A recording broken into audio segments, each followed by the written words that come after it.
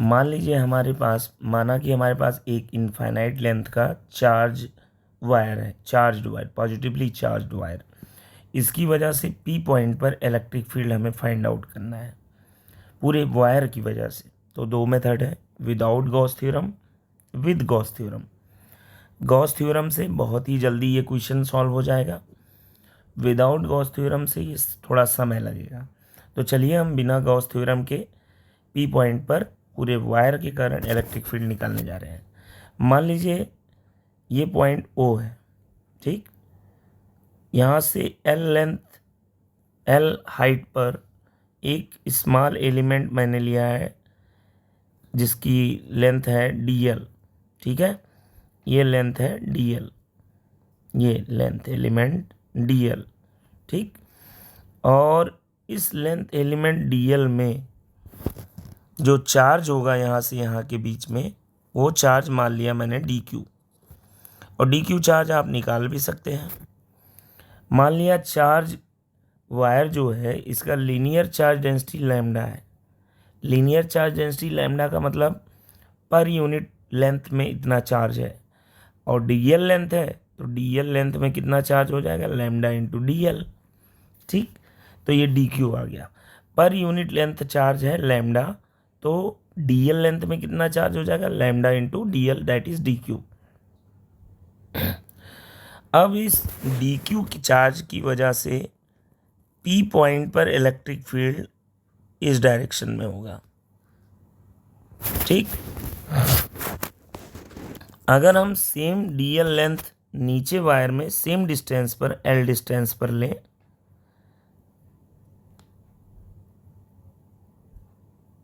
तो उसके कारण भी p पॉइंट पर अगर देखें सिमिट्री से, तो ये आपका इलेक्ट्रिक फील्ड की डायरेक्शन होगी, ठीक। और ये इलेक्ट्रिक फील्ड बहुत ही स्मॉल इलेक्ट्रिक फील्ड होगा, क्योंकि स्मॉल चार्ज के कारण है। दोनों electric field D same magnitude के होंगे, क्योंकि ऊपर नीचे सेम लेंथ हमने लिया सेम डिस्टेंस पर।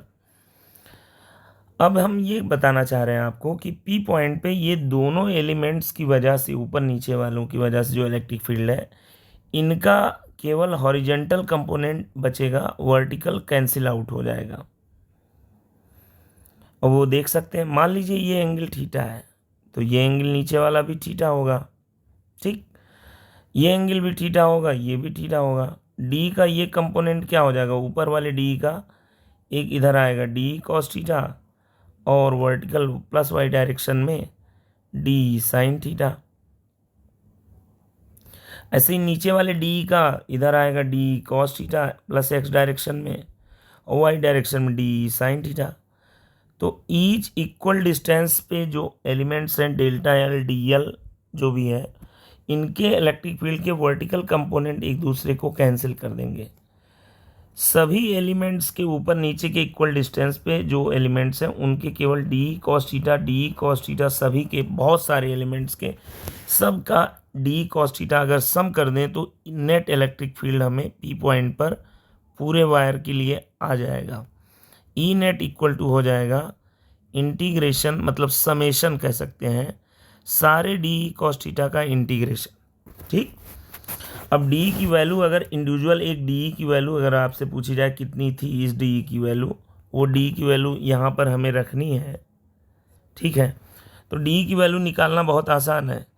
डी की वैल्यू किसी चार्ज की वजह से इलेक्ट्रिक फील्ड कैसे निकालते हैं, डी क्यू चार्ज है यहाँ पर आपके पास, डी क्यू चार्ज की वजह से डी बना है इलेक्ट्रिक फील्ड, तो डी की वैल्यू हो जाएगी 1/4πε0 चार्ज डी क्यू अपान डिस्टेंस। ये डिस्टेंस आपको निकालनी है, ये डिस्टेंस हम वायर से ए डिस्टेंस पी पॉइंट पे इलेक्ट्रिक फील्ड निकालना चाह रहे हैं, तो ये डिस्टेंस ए है, ये लेंथ एल है, तो ये लेंथ हो जाएगी हाइपोटेन्यूज √L² प्लस A²। तो यहाँ पर इलेक्ट्रिक फील्ड हम डी निकाल रहे थे, डी की वैल्यू आ जाएगी कितनी, डी की वैल्यू आ जाएगी 1/4πε0 D Q upon R²। Are कितना है, ये डिस्टेंस है डी एल लेंथ से, तो इसका स्क्वायर करेंगे तो L² प्लस क्या आ जाएगा A², ठीक। अब इसकी वैल्यू डी की यहाँ पे पुट कीजिए,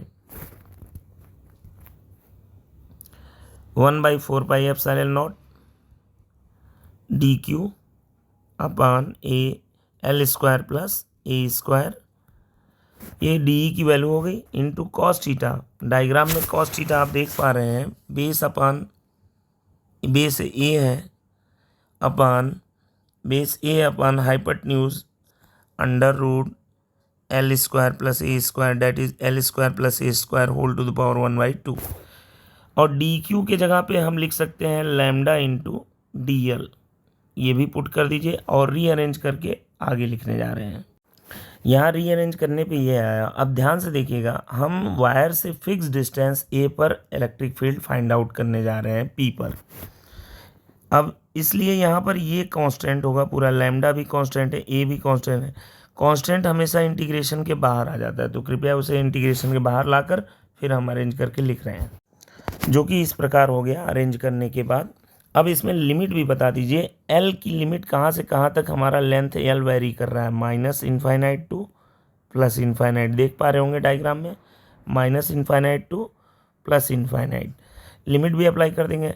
अब हम इसका इंटीग्रेशन 1/ इसका इंटीग्रेशन हम ऊपर अलग से लिख दिए हुए हैं, देख लीजिए यहाँ पर, ठीक है। यहाँ पर डायरेक्ट इसका इंटीग्रेशन की वैल्यू लिखेंगे, फिर लिमिट अप्लाई कर देंगे। देखिए इस तरह से इसका इंटीग्रेशन आ चुका है, और 1/a² कांस्टेंट था तो इसे मैंने बाहर कर लिया था। बाकी में लिमिट मैंने अप्लाई कर दिया है। एक बार x की वैल्यू +इनफाइनाइट रखेंगे, एक बार x की वैल्यू -इनफाइनाइट, बीच में माइनस लगाएंगे। इसको ऐसे ही सॉल्व करते हैं, तो लैम्डा a अपॉन 4πε0 1/a²। एक बार x की जगह पर इनफाइनाइट पुट कीजिए, तो infinite upon infinite square plus a² whole to the power 3/2 minus ये खुद से हम लगाते हैं ये। अब x की जगह पे -इनफाइनाइट पुट कीजिए, तो -इनफाइनाइट ऊपर आएगा, अपान हो जाएगा आपका इनफाइनाइट, इस -इनफाइनाइट का स्क्वायर +इनफाइनाइट स्क्वायर हो जाएगा, और इसकी पावर 3/2। अब इसे सॉल्व करना है। देखिए a² बहुत छोटी क्वांटिटी, इग्नोर कर दीजिए a² इनफाइनाइट स्क्वायर के कंपैरिजन में। तो यहाँ पर पहली बात, a के से a के कैंसिल, नीचे आपका क्या बचेगा, λ/4πε0, a के नीचे बचेगा, ब्रैकेट में आ जाइए, ऊपर इनफाइनाइट, नीचे इनफाइनाइट का स्क्वायर का पावर 3/2 है, तो 2 कैंसिल हो जाएगा, ये 2 आपका कैंसिल हो जाएगा, ठीक। इनफाइनाइट की पावर 3 है नीचे, ठीक, इनफाइनाइट की पावर 3 इनफाइनाइट होती है, जो कि इसकी वैल्यू 1 आ जाएगी, माइनस इनफाइनाइट की पावर 3 इनफाइनाइट होती है, इनफाइनाइट अपॉन इनफाइनाइट 1, माइनस और माइनस क्या हो जाएगा, प्लस, और यहाँ पर भी इनफाइनाइट अपॉन इनफाइनाइट आ रहा है, तो इसकी भी वैल्यू 1 हो जाएगी, तो 2 आ जाएगा। 2 से डिवाइड कर देंगे, 4 कैंसिल हो जाएगा, तो नीचे आ जाएगा λ/2πε0 a। ये नेट इलेक्ट्रिक फील्ड आ गया।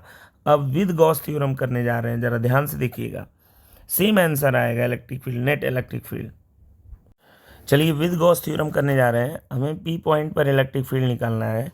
तो ज़रा ध्यान से देखिएगा, अगर हम इस चार्ज वायर जो कि पॉजिटिवली चार्ज है, इसकी वजह से पी पॉइंट पर इलेक्ट्रिक फील्ड निकालना है, तो ये कन्फर्म आप हो जाए। यहाँ पर मान लीजिए यहाँ पर एक लेंथ एलिमेंट वही dl है, और dl पे dq चार्ज है, और dq चार्ज होगा लैम्डा इंटू dl होगा। इसकी वजह से p पॉइंट पर इलेक्ट्रिक फील्ड की डायरेक्शन ये होगी d, और सेम एलिमेंट अगर सेम डिस्टेंस पर नीचे l डिस्टेंस पर एक दूसरा एलिमेंट लिया जाए नीचे dl लेंथ का, तो उसकी वजह से भी यहाँ पर इलेक्ट्रिक फील्ड इस डायरेक्शन में होगा ऐसे, और सेम एंगल पर सेम डिस्टेंस पर ऊपर नीचे एलिमेंट्स लिए गए हैं, इसलिए d सेम होगा। इन दोनों का केवल वर्टिकल कंपोनेंट तो कैंसिल हो जाएगा, d sin थीटा, और हॉरिजेंटल कंपोनेंट ही ऐड हो पाएगा, d cos थीटा, ये आपने ऊपर भी देखा था। यानी नेट इलेक्ट्रिक फील्ड केवल किस डायरेक्शन में होगा, नेट इलेक्ट्रिक फील्ड केवल किस डायरेक्शन में होगा, ये श्योर हो गया, केवल पॉजिटिव एक्स डायरेक्शन में होगा, वर्टिकल डायरेक्शन में कोई इलेक्ट्रिक फील्ड नहीं होगा। ठीक है, ये कंफर्म हो गया। अब दूसरा डायग्राम हम फिर से ड्रॉ करने जा रहे हैं। अब ज़रा ध्यान से देखिएगा, इस लेफ्ट साइड डायग्राम में देखिएगा, नेट इलेक्ट्रिक फील्ड इन दोनों एलिमेंट्स ऊपर और नीचे हमने देख लिया, इक्वल डिस्टेंस पे अगर दो एलिमेंट्स लिए जाएं उनका नेट इलेक्ट्रिक फील्ड इसी डायरेक्शन में होगा। इसी प्रकार अगर ऊपर के और भी एलिमेंट्स सेम डिस्टेंस पर लिए जाएं और नीचे के एलिमेंट्स, तो नेट इलेक्ट्रिक फील्ड इसी डायरेक्शन में होगा, प्लस एक्स डायरेक्शन में। अब मेरा सवाल ये है, क्या इस पी के जस्ट ऊपर पॉइंट डिस्टेंस सेम रहना चाहिए, ए डिस्टेंस पर ही यहाँ पर इलेक्ट्रिक फील्ड कितना होगा? चूँकि देखिए ये मान लीजिए पॉइंट क्यू है, क्यू अगर देखा जाए सिमिलर टू पॉइंट पी है, क्यू से अगर देखें वायर के लिए, वायर तो इनफाइनाइट लेंथ का है, तो जितना ऊपर वायर होगा ओ पॉइंट के उतना क्यू के लिए नीचे होगा, तो क्यू पर भी इलेक्ट्रिक फील्ड केवल किस डायरेक्शन में होगा, वो भी एक्स डायरेक्शन में ही होगा। ऐसे ही क्यू के ऊपर कोई पॉइंट आर है, आर पर भी इलेक्ट्रिक फील्ड किस डायरेक्शन में होगा, केवल पॉजिटिव एक्स डायरेक्शन में। पी के नीचे कोई पॉइंट एस है, एस पर इलेक्ट्रिक फील्ड इसमें भी किस डायरेक्शन में होगा, प्लस एक्स डायरेक्शन में। और हर जगह इलेक्ट्रिक फील्ड की वैल्यू सेम होगी, क्योंकि पी पॉइंट से जब देख रहे थे तो ओ पॉइंट के ऊपर जितना वायर था उतना नीचे था, तो पी पॉइंट पे मान लीजिए टोटल सारे एलिमेंट्स के कारण इलेक्ट्रिक फील्ड अगर ई है, तो क्यू पॉइंट पर ओ डैश पॉइंट की वजह से ओ डैश पॉइंट के ऊपर जितने एलिमेंट हैं और नीचे एलिमेंट हैं वो सेम पी के जैसे ही लगेंगे, तो यहाँ पर नेट इलेक्ट्रिक फील्ड अगर निकाला जाएगा वो भी ई होगा, क्योंकि इनफाइनाइट लेंथ है। अगर यही वायर इनफाइनाइट लेंथ का नहीं होता तो पी और क्यू पर सेम इलेक्ट्रिक फील्ड नहीं हो पाता। ठीक है, अब यहाँ पर इतनी बात कंफर्म हो गई, electric field plus x direction में होगी, पी क्यू आर एस कोई भी पॉइंट हो। ठीक है, अब यहाँ पर अगर हम एक सिलेंडर ड्रॉ करें कुछ इस तरह से, जरा देखिए,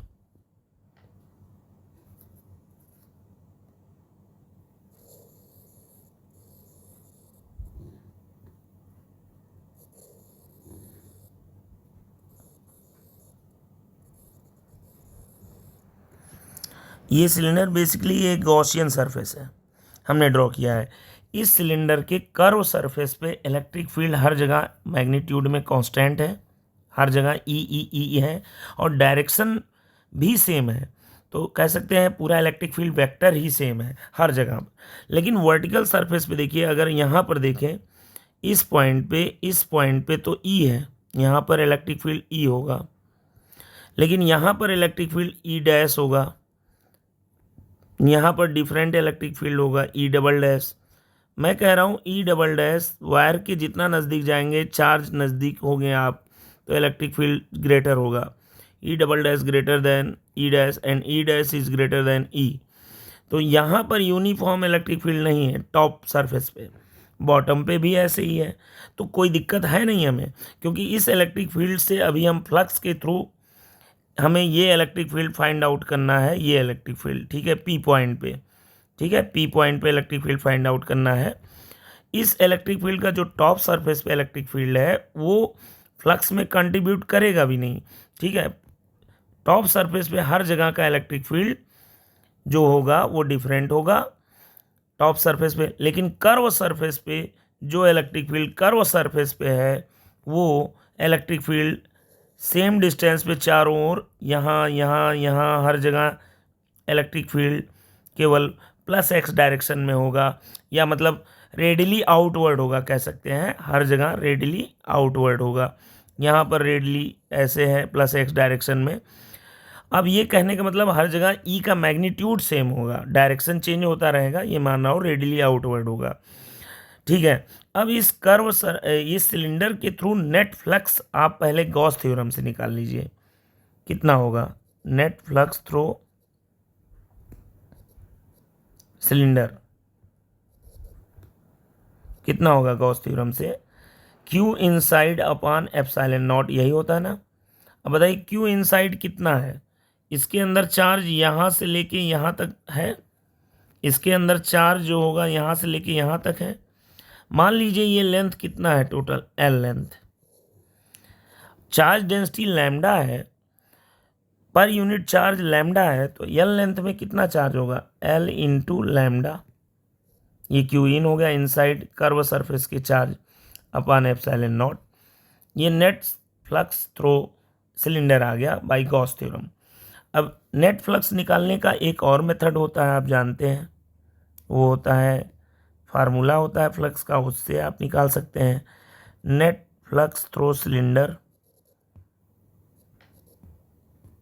वो फार्मूला होता है आप ई delta S cos theta.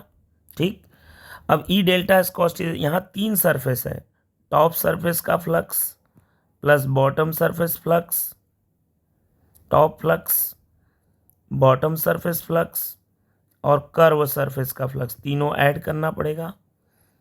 Curved surface flux, ये तीनों हमें ऐड करना होगा। टॉप सरफेस का फ्लक्स आप देखिए ज़रा ध्यान से, टॉप सरफेस पे इलेक्ट्रिक फील्ड हॉरिजेंटल डायरेक्शन में है और नॉर्मल जो होगा इसका वर्टिकल डायरेक्शन में होगा, तो थीटा एंगल जो होगा 90 डिग्री।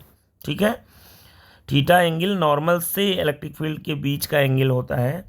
तो टॉप सरफेस के लिए थीटा जो है, जब फार्मूला ये लगाएंगे ई डेल्टा एस कॉस थीटा, तो थीटा कितना हो जाएगा 90 डिग्री, और कॉस 90 ज़ीरो होता है, तो टॉप सरफेस का पूरा फ्लक्स ज़ीरो हो जाएगा। इसी तरह बॉटम सरफेस का ई डेल्टा एस कॉस थीटा से टोटल इलेक्ट्रिक फ्लक्स हर जगह थीटा 90 होने की वजह से टोटल फ्लक्स क्या हो जाएगा, ज़ीरो। केवल हमें कर्व सरफेस का फ्लक्स अब बताना है। कर्व सरफेस का जरा इलेक्ट्रिक फील्ड तो हर जगह ई कांस्टेंट है, डेल्टा एस कर्व सरफेस का एरिया क्या होता है आप जानते हैं, 2 pi R H, 2 pi R radius क्या है इसका, ए डिस्टेंस पर हमें मीज़र कर रहे हैं, तो रेडियस इसका हो गया ए। तो आर की जगह पर बेसिकली हम क्या लिखेंगे, ए लिखेंगे, तो आर की जगह पर हम ए यूज करेंगे। 2 पाई आर हो गया इंटू एच, लेंथ कितनी, हाइट कितनी है, एल। तो ये आ गया आपका net flux through cylinder E into 2 pi A L. ठीक है, थ्रू सिलेंडर। अब दोनों वाले फ्लक्स को हम इक्वल कर देंगे, ये फ्लक्स और ये फ्लक्स, तो हो जाएगा L into lambda upon epsilon naught equal to E into 2 pi a into L. L से एल कैंसिल, तो electric field at the curve surface आ जाएगा, ए डिस्टेंस पर इलेक्ट्रिक फील्ड आ जाएगा 1/2 pi epsilon naught lambda by a. यही formula same आपका ऊपर भी आया हुआ था, ये देखिए 1/2 pi epsilon naught lambda by a. ठीक, इस तरह से प्रूव कर चुके हैं किसी भी इनफाइनाइट लेंथ वायर की वजह से इलेक्ट्रिक फील्ड कितना होता है, उसके near about fix distance a पर कितना होता है, ई की वैल्यू यहाँ पर आप बताइए 1/2 pi epsilon naught lambda by a. और ये हर जगह same height same distance a पर, यहाँ पर भी इतना ही होगा, यहाँ पर भी इतना ही होगा, हर जगह इलेक्ट्रिक फील्ड इतना ही होगा। हाँ, ए डिस्टेंस जैसे जैसे कम होगी तो ई इसके इन्वर्सली प्रोपोर्शनल है इलेक्ट्रिक फील्ड, तो ई कम, अगर ए हमारा कम होगा, डाउन होगा, तो ई की वैल्यू बढ़ेगी। ठीक है, इलेक्ट्रिक फील्ड की वैल्यू बढ़ेगी। जैसे यहाँ पर आ जाए इलेक्ट्रिक फील्ड ज़्यादा होगा, इस फार्मूले से ये भी दिख रहा है। तो इस तरह से इस फार्मूले को एनालिसिस भी हम कर पा रहे हैं। हर जगह इलेक्ट्रिक फील्ड सेम डिस्टेंस पर सेम होगा, इस लाइन पर हर जगह सेम होगा, इस लाइन पर हर जगह सेम होगा, बट इस लाइन पर हर जगह, इस लाइन पर इलेक्ट्रिक फील्ड ज़्यादा होगा कंपेयर टू बाद वाली लाइन जो दूर है उस लाइन की वजह से। लेकिन लाइन के अलॉन्ग इस लाइन पे हर जगह इलेक्ट्रिक फील्ड कांस्टेंट होगा। आशा करता हूँ कि आपको ये लेक्चर समझ में आया होगा दोनों विधियों से। आप लोगों से रिक्वेस्ट है वीडियो को लाइक और सब्सक्राइब जरूर करें। थैंक यू, बहुत बहुत धन्यवाद आपका।